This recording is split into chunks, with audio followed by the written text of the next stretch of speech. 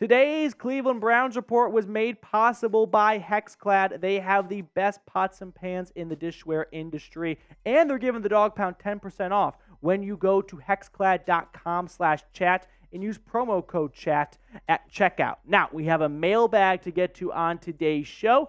This was during our live show, which airs every single Thursday at 5 o'clock Eastern. Joshua Miller, first one up to the plate. Any more news and rumors about the stadium? I don't have any updates at this point, at least not while I'm filming here on a Thursday afternoon. These things tend to take some time, so I don't think we're going to see any drastic moves happen over the next few weeks. The Browns and Andrew Berry, because I will add, while Andrew Berry is a general manager, he does more than just sign players and trade players. He's the general manager of the team. He's going to be involved in some capacity for something like this. So things might take a little bit of a pause until the season gets underway. Ray Bidding, what's going on? Do you see Elijah Moore going over 1,000 yards? If I had to pick between Elijah Moore and DPJ to get 1,000 yards, I would pick Elijah Moore, mostly because DPJ is a free agent after this year.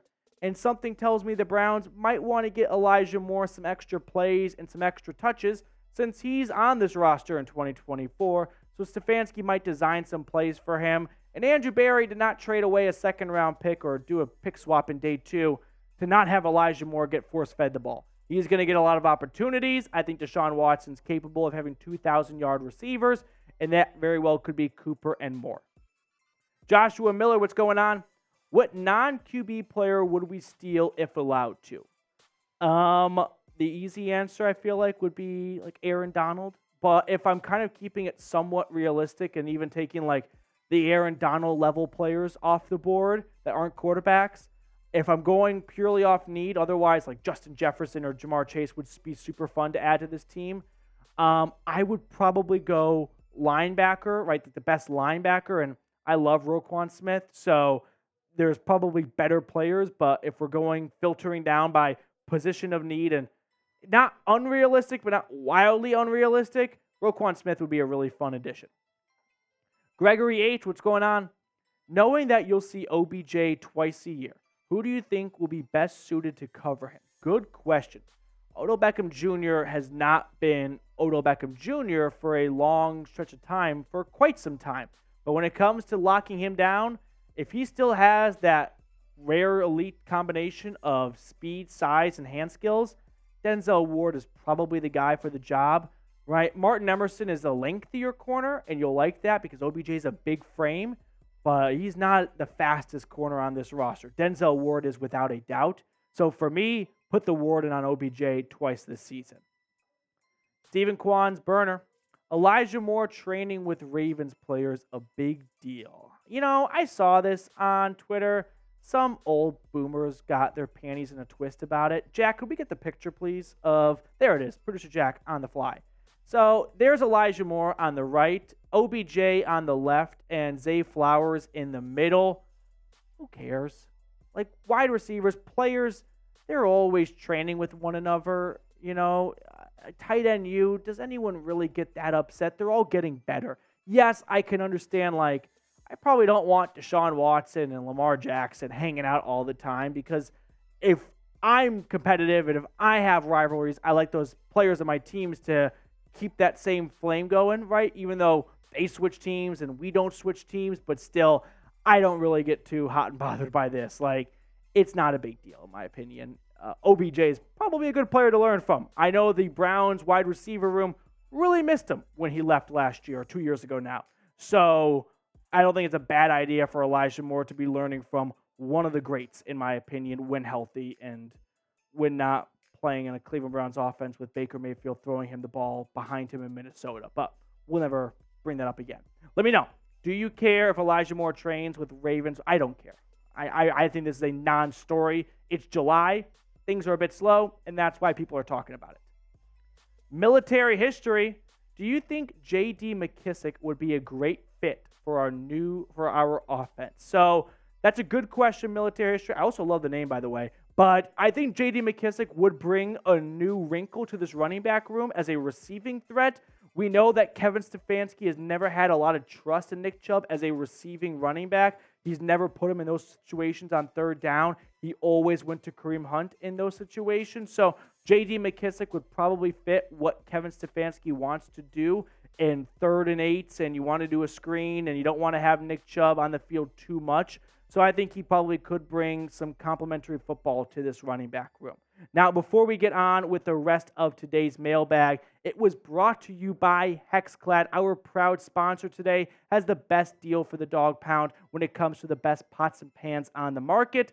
10% off when you go to hexclad.com/chat and use promo code chat. Now, let me tell you guys all about the revolutionary cookware that is HexClad, because it comes with a hybrid pan that gives you all the convenience and cleanup of non-stick, which I'm not even a chef, I'm not even a sous chef, but I know how much it sucks cleaning up after cooking and dishes getting burned at the bottom and whatnot, and pots and pans not cleaning well. But HexClad, all that goes away because of this awesome non-stick versatility, along with the versatility of your grandma's cast iron and a lifetime warranty, just in case you somehow find a way to destroy them, but you'd be the first to do so. Now, you can get 10% off when you use promo code chat at checkout by going to hexclad.com/chat. Gordon Ramsay, my favorite chef in the world, loves HexClad. Here's why he uses them. The sear I get with these pans is incredible, with absolutely no stick. The temperature control is utter perfection, and the cleanup is effortless. I love using HexClad at home. Now, what Chef Ramsay is not saying is how great it is to throw it from the blue kitchen to the red kitchen, but I am sure that he loves that about HexClad as well. They're the sexiest pans on the market, so you can score some points at home as well. Stop getting delivery food. Stop dining out, spending a fortune on that, gaining weight. I know that all too well. Start being a big boy and cooking at home with HexClad. You can get 10% off, like I said. Get these awesome pots and pans when you go to hexclad.com/chat. Promo code chat. All that information is in the comments and the description of today's video. Levi Mayfield next up on the show. Do you think one of our linebackers could get 5+ sacks now that we have somewhat a strong defensive line? I don't think so, and here's why. Jim Schwartz is not going to blitz a ton of his linebackers. They're going to have a decent amount of 5 down linemen, so that means 2 off-ball linebackers, probably JOK and Anthony Walker if everyone's healthy. When you have 5 defensive linemen, a big part of that is you don't have to blitz, right? You can get home with your 4 to 5 down linemen. A dream world for a defensive coordinator is never having to blitz because your 4 down linemen, your 4 defensive linemen can get to the quarterback without any help. That is something that Jim Schwartz brings, right? He gets his defensive linemen in great spots, in ISO situations with tackles so that they can get after the quarterback, and Schwartz does not have to dial up the temperature. He's no Greg Williams. He's no Dr. Heat. He ain't bringing the house all that often, so I don't think a linebacker, which, by the way, any off-ball linebacker getting 5 sacks is a very big number. Like Devin White did that with Tampa Bay. I think he got to 5.5, but it's not very common. Tim Green, what's going on, dude? With so much talent in camp, who would you hate to go because of the depth? Example, Jakeem Grant, Anthony Schwartz. I see what you're saying where the Browns wide receiver room, it could field like 2 NFL wide receiver rooms. Amari Cooper, Elijah Moore, and Anthony Schwartz on one team, and Donovan Peoples-Jones, Cedric Tillman, and Jakeem Grant on another team, right? So there are a lot of great wide receivers. Jakeem Grant is probably, I might steal your example here because of how deep the wide receiver room is. I'm also going to plug Thomas Graham. He's a corner that the Browns signed. He was with the Chicago Bears, a UDFA or 7th-round pick, I can't remember, out of Oregon. He's a good cornerback. Thomas Graham and Jakeem Grant would be my 2 picks. Tim, thanks so much for the question, though. Depressed Browns fan, what's going on? What seed do you think the Cleveland Browns will be if they make the playoffs? If history repeats itself, which as a student of history and someone who watches a lot of World War II in color when my girlfriend's out of town, there will not be a Cincinnati Bengals championship this year because no team has won the AFC North 3 straight years since its inception over 2 decades ago. So If it's one of those three other teams, I'm not a believer in Kenny Pickett. So we're down to the Browns and the Ravens are going to be good. But I think the Browns, if they win the division, they could be the 3 seed. I think it's going to be Chiefs probably number 1. I'm not going to bet against the Chiefs until Patrick Mahomes is off that team. And the number 2 spot, hard to say. I'm not a big believer in the Bills this year. I think they're going to regress a little bit. The Dolphins are going to be sneaky. How about the Browns as the 2 seed? I know that's really ambitious. It's July. Why not have some fun with it, though? Rickety splits. What is a proper ranking for Deshaun Watson? This is a very good question, Mr. Rickety Splits, because it's hard to rank quarterbacks, right? Are we ranking them for just one season alone, just next year? Is it a ranking based off of how they did last year? Or is it off their whole career going into this year? Because if it's off their whole career, then 6 bad games from Deshaun Watson last year really shouldn't tank him all that much, right? The guy was the passing leader in 2020. So a proper ranking for Deshaun Watson, I think I think if you asked NFL GMs to draft all 32 QBs for just one season, Deshaun Watson would go between 5 and 10. Right? I think Mahomes, Allen, and Burrow are going to go 1, 2, and 3. And then it can get a little bit dicey after that with Lamar, with Trevor Lawrence, with Justin Herbert, Jalen Hurts. But I think Watson would go in that 5 to 10 range if GMs got to redraft all the starting quarterbacks this year for just one season. Because it's also important to include the longevity, right? Tom Brady probably wouldn't go super high into the redraft if he was playing this year because no one thinks he's going to play for the next 10 years, whereas Herbert and Watson very well could.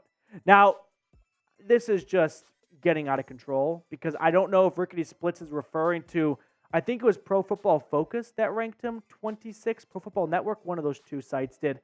That was just embarrassing. I mean, that was clearly an attention grabbing. Let's get some engagement on Twitter, get people super mad and super stirred up.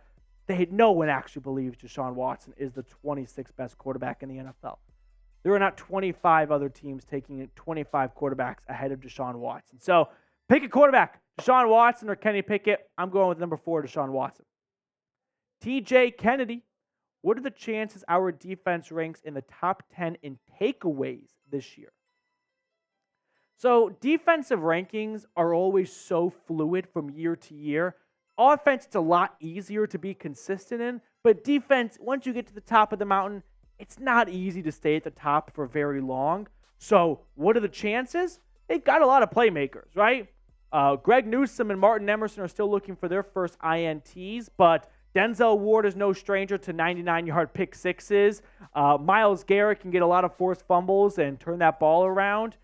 Top 10 chances, good, because Jim Schwartz is one of the best defensive coordinators in the league. Off the top of my head, I don't know where the Browns ranked in takeaways last year, but if I had to guess, probably in that 16 to 20 range, and getting from 16 to 10 isn't asking all that much, but I think chances, to give you a number, 55. Put me down for 55%. It's the pass master. Any other free agents you could see Cleveland going after? I'm still iffy on the safeties and parts of the offensive line, but yes, this team should make the playoffs. # real one. Pass master, you are a real one. Safeties, no, because they added Rodney McLeod. It would be iffy if they didn't, and it was all about DeAnthony Bell, the UDFA last year, but I think they're comfortable at safety right now. Plus, I like their UDFA signings as well. Offensive line, I mean, you're usually the only time teams would add an offensive lineman is if they have all 5 starters, they don't have their swing tackle. They've got that in DeJuan Jones, the 4th-round pick out of Ohio State. They don't quite have a Yelda Froholt replacement, at least not as of right now, clearly, as a guard who could step in and fill in for Wyatt Teller, because Petonio is not going to miss a snap, knock on wood. Nick Harris could be versatile. Maybe he bounces around the interior offensive line, but I don't think they add a safety or an offensive lineman. If they do add someone, maybe it's a linebacker like Miles Jack, who's gotten some traction the last few days or weeks or so because of the big question mark in terms of when will Walker, Taki, Phillips, and JOK all be 100%. If 2 of those 4 are on IR to start the year, which wouldn't blow me away, then maybe they want to add another linebacker. Jack couldn't wait to get to this portion of the show. It's the Pickett card time. I think I'm just getting in your head episode after episode at this point. No, I'm just. You're cool, calm, and collective? I'm more just trying to. Now it's like a sport to me. I'm trying to calculate, okay, this half of the deck is usually what gets picked, and then I psych myself out. Oh, Should I pick lower number or should I stay with the higher numbers? Look at you. You're a mess. I'm not a mess. You're a damn I'm mess just trying right to now. figure it out. I'm trying to be analytical. You're like Charlie Green with the big chart in Always Sunny. That's me. All right, what do you want to go with? You go first. Oh, I like it. I did not see that coming. I'm going to go with the 9 of diamonds. Give me the 2 of spades. 2 of spades. One more cut for good measure. Ooh, might be a first timer. Ace of clubs. We've only had one ace drawn, I believe. This would be the second ace, but both of us nowhere near the mark. Now, that is it for today's mailbag. Thanks so much for tuning in. If you like today's show, subscribe, follow along for more free content all year long.